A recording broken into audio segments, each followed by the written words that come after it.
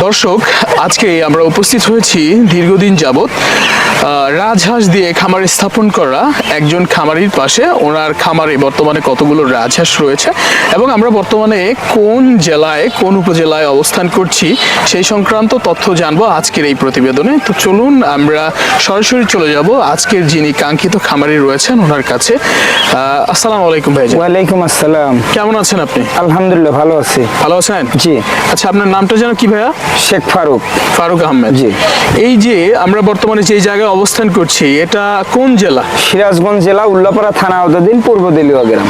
আচ্ছা, এই যে আপনার কি হাঁসের খামার এগুলো? এগুলো মূলত রাজহাঁসের খামার। রাজহাঁসের খামার। আপনার খামারে কতগুলো রাজহাঁস রয়েছে? 120টা রাজহাঁস আছে। 120 পিস রাজহাঁস। জি জি। ডিম পাচ্ছেন কিরকম? ওই 100টার মতো 95টা ডিম পারতেছে এখন। 95টা ডিম পাচ্ছেন। হ্যাঁ, আর বাকি 20টা পুরুষ। 20টা পুরুষ আছে। জি জি। আচ্ছা, এই ডিমগুলো দিয়ে কি আপনি বাচ্চা উৎপাদন করছেন? জি জি, এগুলো দিয়ে আমি বাচ্চা উৎপাদন করছি। এই যে বাচ্চাগুলো যে আসলে উৎপাদন করছেন এগুলো কি আপনারা এই ইনকিউবেটর মেশিন দিয়ে করছেন নাকি হাঁস দিয়েই করছেন? না ভাই, এগুলো সব হাঁস দিয়ে ফুটানো হচ্ছে। ও, হাঁস দিয়েই এগুলো ফুটাচ্ছেন? জি জি। আচ্ছা, রাজহাঁসের ডিম থেকে বাচ্চা ফুটে বের হতে কতদিন সময় লাগে? ওই 38 দিন 40 দিন টাইম লাগে। 38-40 দিন। দর্শক, আসলে খাকি ক্যাম্বেলের বিষয়টা কিন্তু পুরোপুরি ভিন্ন। খাকি ক্যাম্বেল আসলে আপনার 28 থেকে 30 দিনের ভিতরে ডিম থেকে বাচ্চা হয়, বাচ্চা বের হয়। এটা 28 থেকে 30 দিনের ভিতরে হয় না? জি না, ওটা আপনার 38 থেকে 40 দিনই টাইম লাগে। ডিমটা বড় এবং অনেক ভারী, এই জন্য। ও আচ্ছা আচ্ছা। এই যে রাজহাঁসের খামারে আসলে লাভটা কিরকম? হ্যাঁ, অনেক ভালো লাভ। কি কারণে আপনি মাংসের জন্য ইয়া করলেও পারবেন, কিংবা আপনি বাচ্চার জন্য ডিমের জন্য পুষলেও পারবেন, দুটো ক্ষেত্রে পারা ভালো। এটা একটা বড় রাজহাঁসের আসলে দাম কিরকম হয়? আপনি যেহেতু খামারি, আপনার তো জানার কথা। এখন 2500-2600 টাকা পার পিস বিক্রি হচ্ছে। মানে একটা বড় রাজহাঁস 2500-2600 টাকা বিক্রি হচ্ছে আপনাদের জি, জি। এখানে। আপনি কি এই বড় রাজহাঁস বিক্রি করেন? না, এখন মূলত ওগুলো বিক্রি করতেছি না। এখন সবই ডিমের উপযোগী হয়ে গেছে এবং কিছুগুলো ডিম পাড়া শুরু করছে, এই জন্য এখন বিক্রি করতেছি না। আচ্ছা আচ্ছা, দর্শকদের সুবিধার্থে আমরা একটু জানবো, এই যে রাজহাঁসের মৌসুমটা, এটা তো সারা বছর কি পাওয়া যায়? না না, এটা মূলত 4 মাস পাওয়া যায়। কখন থেকে আসলে শুরু হয়? ওটা জানুয়ারি থেকে শুরু হয়। জানুয়ারি থেকে। আবার কখনো দর্শক, আমি কিন্তু এই বিষয়ে কিছু টুকটাক জানি, কখনো এটা ডিসেম্বর থেকেও শুরু হয়। জি জি জি। কিন্তু এইটা আসলে 4 মাস। 4 মাস মূলত সিজনটাই 4 মাস। ও আচ্ছা। এই যে যারা আসলে চাচ্ছে যে আপনারা কি ব্রুডিং করে দিচ্ছেন না জিরো বাচ্চা বিক্রি করছেন? জি, আমরা বোর্ডিং করে দিচ্ছি। জিরো বাচ্চা বিক্রি করছেন না? জিরো বাচ্চা মূলত যারা জিরো বাচ্চাটা চায় 1 থেকে 5 দিন বয়সের, তাদের সেই ক্ষেত্রে দিই। আর যেনারা বলে ভাই আমরা বোর্ডিং করতে পারি না, তাদের 12 থেকে 13 দিন বোর্ডিং করে তারপর বিক্রি করি। ব্রুডিং করে ছেড়ে? জি জি। সেক্ষেত্রে আসলে ব্রুডিং বাচ্চাটার দামের চেয়ে জিরো বাচ্চাটার দাম কতটুকু ডিফারেন্স থাকে, মানে দামের দিক থেকে? সামান্য একটু ডিফারেন্স থাকে, অল্প কিছু ডিফারেন্স থাকে। এই যে দর্শকদের সুবিধার্থে আমি আরেকটা প্রশ্ন করি আপনাকে।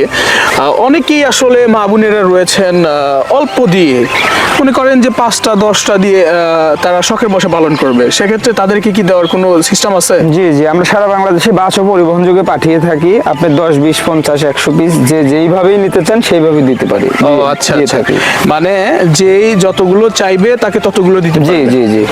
ও আচ্ছা। আসলে রাজহাঁসটা আসলে কতগুলো ডিম দেয়? একটা রাজহাঁস কতগুলো ডিম দিতে সক্ষম? মূলত এগুলো রাজহাঁস আপনার 10 থেকে 12টা ডিম দিতে পারে। 10 থেকে 12টা ডিম দেয়? জি জি। আচ্ছা আচ্ছা, তাহলে এখন আপনি যে এই যে ডিমগুলো তো ইয়াতে দিয়েছেন বাচ্চা ফোটানোর জন্য, কি হাঁসের নিচে দিয়েছেন? জি জি জি। ও আচ্ছা, মানে ইন টোটাল তাহলে আপনি কতগুলো এক একটা সিজনে কতগুলো হাঁস বিক্রি করতে পারেন বাচ্চা? মূলত দেখেন এগুলো 2000 প্লাস বাচ্চা বিক্রি করা যায়। 2000 প্লাস? জি জি। ও আচ্ছা আচ্ছা। কোথাও থেকে কেউ যদি চাইলো যে আপনার কাছে কারো রাজহাঁসের ডিম সেল দিবে, এরকম করে কি আপনারা নিয়ে আসেন? না, আমরা রাজহাঁসের ওরকম ডিম নিই না, আমাদের কাছেই ডিম আছে, সেই ডিমগুলোই আমরা করি। সেই ডিমগুলোই? জি জি জি। ও আচ্ছা। দর্শক, যেমনটা শুনছিলেন শেখ ফারুক আহমেদের কাছ থেকে যে ওনারা আসলে রাজহাঁসের একটি খামার রয়েছে। আচ্ছা, আপনার কাছে একটু জানতে চাইবো যে এই যে রাজহাঁসের যে খামারটা, রাজহাঁসের আসলে মূলত খাবারটা কি? রাজহাঁস মূলত বাড়তি কোনো খাবার না দিলেও চলে, এগুলো মূলত ঘাস এবং লতাপাতা শাকসবজি খেয়ে থাকে। এগুলো হলো ঘাস প্রেমী একটা মানে হাঁস।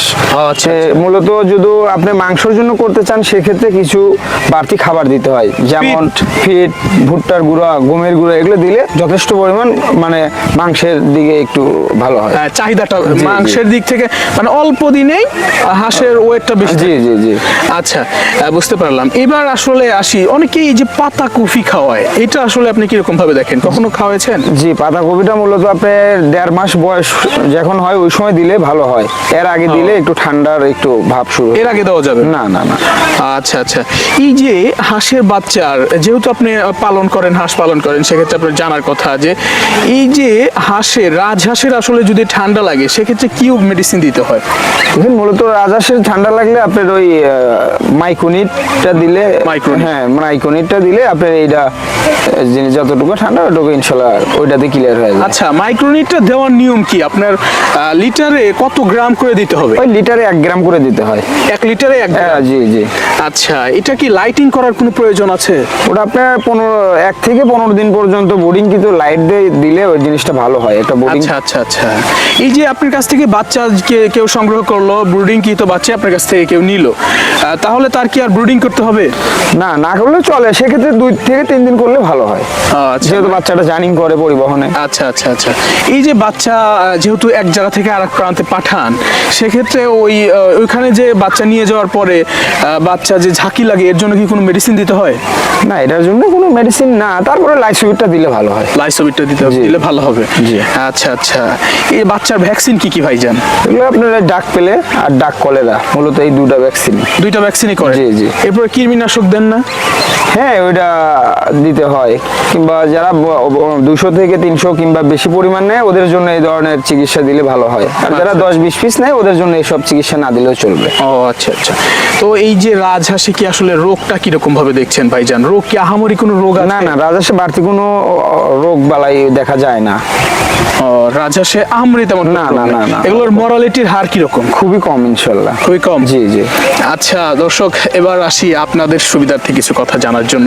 প্রত্যেকটি কথাই আমরা খামারিদের কাছ থেকে নেওয়ার জন্য চেষ্টা করি, যাতে করে আপনাদের সুবিধা হয়।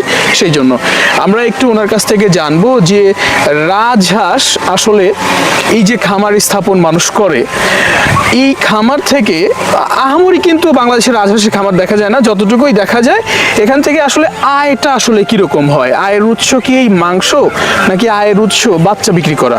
আসলে ভাইজান আয়টা কিরকম হয় এখান থেকে? এটা খুবই ভালো। যদি কোনো ভাই ব্রাদার মাংসের জন্য নেয় সেক্ষেত্রে ভালো একটা প্রফিট পাবে। আর যদি বলে যে না আমি ডিম পাড়ায়া বাচ্চা বিক্রি করব, সেক্ষেত্রে সেটা একটা ভালো একটা প্রফিট পাবে। ভালো অপশন আছে, ভালো ভবিষ্যৎ আছে ইনশাআল্লাহ। অবশ্যই। ও আচ্ছা। তো দর্শক, আজকে আমরা উপস্থিত ছিলাম সিরাজগঞ্জের উল্লাপাড়া থানা আওতাধীন পূর্ব দেলুয়া গ্রামে। উপস্থিত ছিলাম দীর্ঘদিন যাবত রাজহাঁস খামারের সাথে সম্পৃক্ত একজন খামারির পাশে। ওনার কাছ থেকে নানা তথ্য জানার জন্য চেষ্টা করেছি। তো এই যে বাচ্চাগুলো সারা বাংলাদেশে যে পাঠাচ্ছেন, আসলে কোথাও এক জায়গায় পাঠাতে 2-1টা বাচ্চা এদিক সেদিক হয়ে গেল বা নষ্ট হয়ে গেল, 100 বাচ্চার ভিতর 2-1টা বাচ্চা এদিক সেদিক হয়ে গেল, সেক্ষেত্রে কি এর দায়ভার আপনারা নেন? দেখেন ভাই, জানদারি জিনিসের মানে ওটা যেহেতু মানে মরালিটি থাকতেই পারে, যেহেতু যা পরিবহনে যায় এই ধরনের 2-1টা ভাই কাটাকাটির ভিতরে, এগুলোর ভিতরে আমরা কোনো দায়বদ্ধ থাকি না। ঝুঁকিপূর্ণ আমরা নিই না। আচ্ছা আচ্ছা। তখন এই যে কেউ যদি চাইলো যে আপনার কাছে সরাসরি এসে দেখে শুনে আপনার কাছ থেকে বাচ্চা সংগ্রহ করবে, সেক্ষেত্রে কি আসার কোনো সুযোগ আছে? জি জি, বাংলাদেশের 64 জেলা থেকে আমার কাছে এসে দেখে শুনে বাচ্চা নিয়ে যেতে পারবে। দেখে শুনে নিয়ে যেতে পারবে? সেক্ষেত্রে আপনি ওনার কাছে একদম ওনার পছন্দ মোতাবেক বাচ্চা দিবেন? জি জি জি। কিন্তু কোথাও পাঠাতে গেলে যদি বাচ্চা এদিক সেদিক 2-4টা হয়ে যায়, ওই ক্ষেত্রে এখন 2-4টা হলে এক বিষয় না? জি জি জি। হ্যাঁ, 2-1টা হলে সেটার ক্ষেত্রে আলাদা কথা, কিন্তু বেশি পরিমাণ হলে ওইটার দায়বদ্ধ আমরা নিব না। নিবেন না? জানি। আচ্ছা, তো ওনারা এখানে এসে দেখে শুনে নিয়ে গেলেই ভালো হয়? ভালো হয়। তো ভালো থাকবেন ভাইজান। অসংখ্য তথ্য দিয়েছেন, অসংখ্য পজিটিভ এবং এর নেগেটিভ বিষয়গুলো, সকল বিষয় নিয়ে তথ্য দিয়েছেন। ভালো থাকবেন ইনশাআল্লাহ। দেখা হবে আবারও অন্য কোনো প্রতিবেদনে। ভালো থাকবেন। আসসালামু আলাইকুম। ওয়ালাইকুম আসসালাম।